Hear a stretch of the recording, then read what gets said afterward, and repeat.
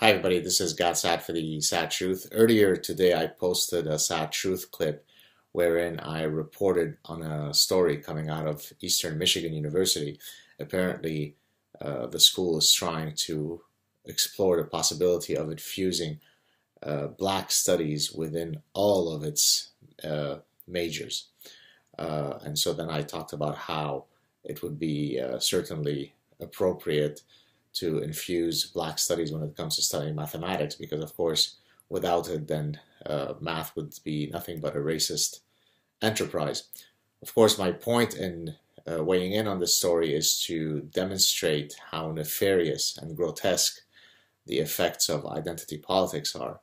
And so this led me to then spend the past approximately 2 to 3 hours uh, perusing through roughly 260 pages of a conference program. This is the Popular Culture Association and American Culture Association conference meetings.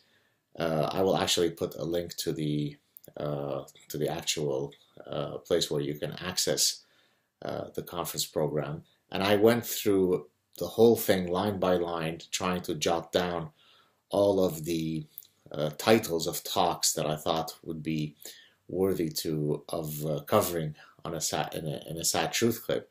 The point being again to show how many of these disciplines have been completely taken over by folks who are nothing more than peddlers of identity politics. Now, of course, culture could be studied in many perfectly valid scientific ways, and certainly as an evolutionist, there are many evolutionary perspectives by which cultural forms could be studied. I discuss one such way, which I call fossils of the human mind, right? You could do content analyses on cultural products to demonstrate that there are certain universal themes that speak to a shared biological heritage. That's something that I've developed in several of my books and my other writings. So there are many ways by which one can study scientifically culture. So it's not as though I am about to denigrate that endeavor.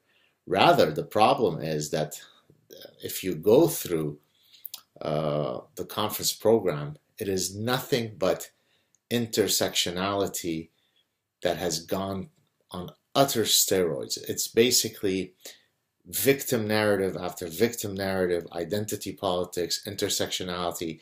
Everything is viewed through the lens of one's pet identity group or victimology narrative. And of course, that creates an environment where you actually are not doing science. You're just peddling victimology. And so what I thought I would do today is I actually went through, as I said, line by line, more than 200 plus pages of conference programs. Let me tell you, it was not easy to go through all that gibberish.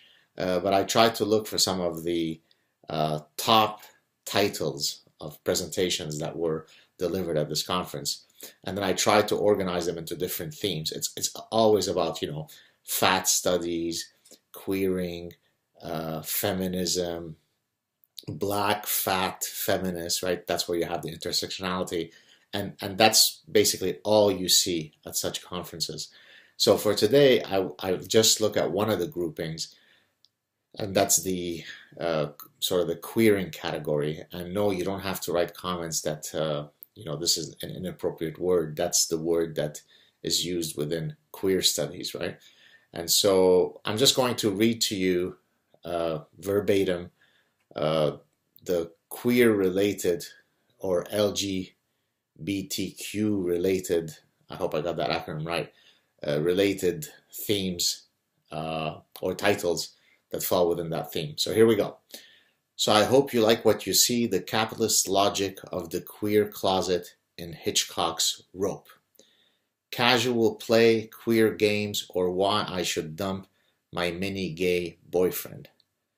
Culture, context, and agency, an examination of transnational LGBTQ activism.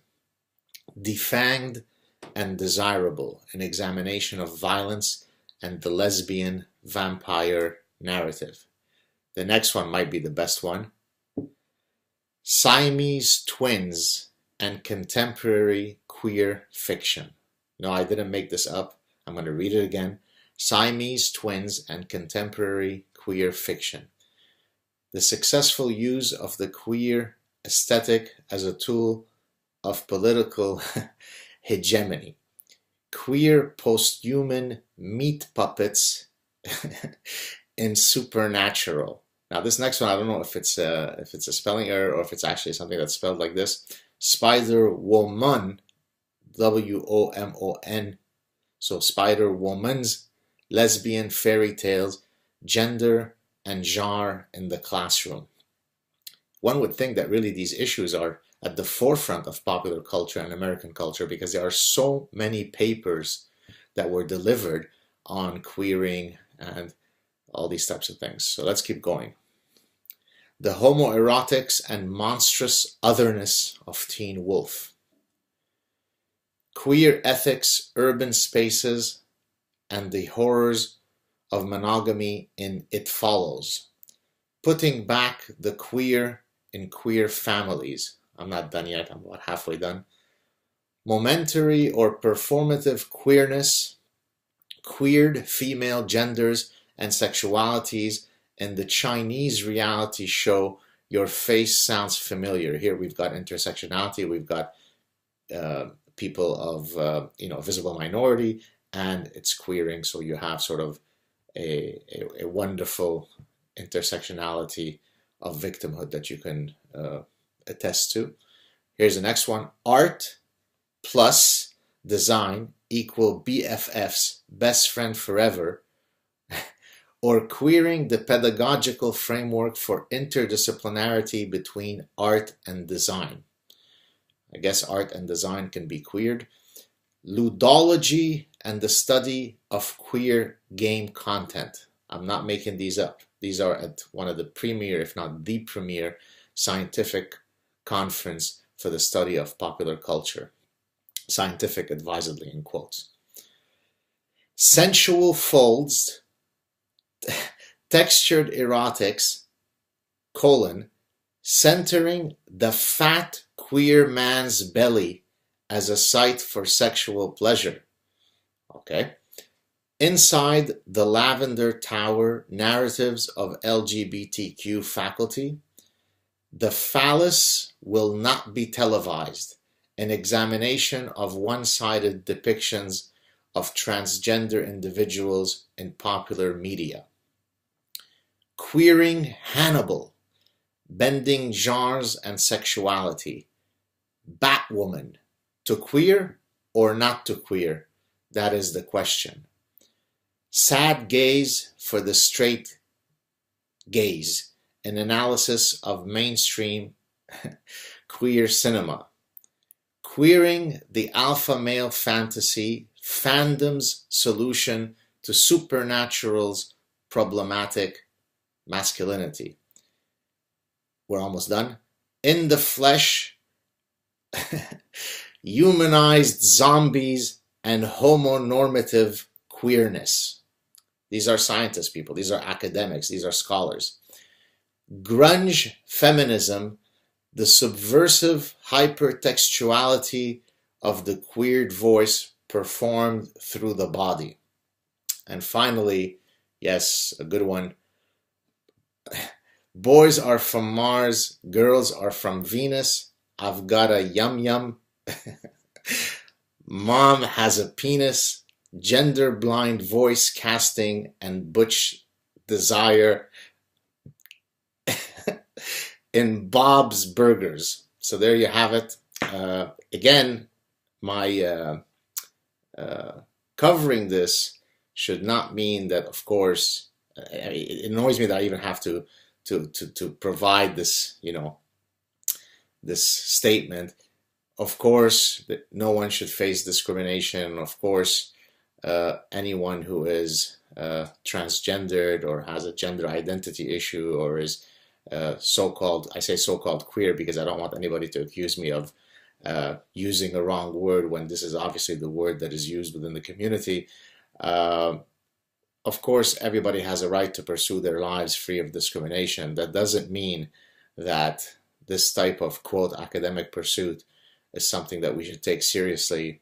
Again, it is identity politics and victimology narrative gone on steroids. It is an affront to true scholarship, and frankly, the sooner that we critique it, as we should anything, right? I mean, people critique evolutionary psychology endlessly, right? So certainly if we can critique the theory that has the greatest amount of evidence in its support, i.e. evolution, then critiquing queer studies at popular culture conferences should not be off limits. So there you have it, folks. Hope I have elucidated the mystery for you in terms of what goes on at such conferences. My next SAAD Truth clip, I'll be specifically covering a topic close to my heart, since I am a differently weighted person, and that would be all of the papers that were delivered at this popular culture conference on fat-related issues. And they use the term fat, so apparently it's okay for me to use it. And of course, it's okay for me to use it since I myself am differently weighted. Hope you're having a good start to your week. Talk to you soon. Ciao.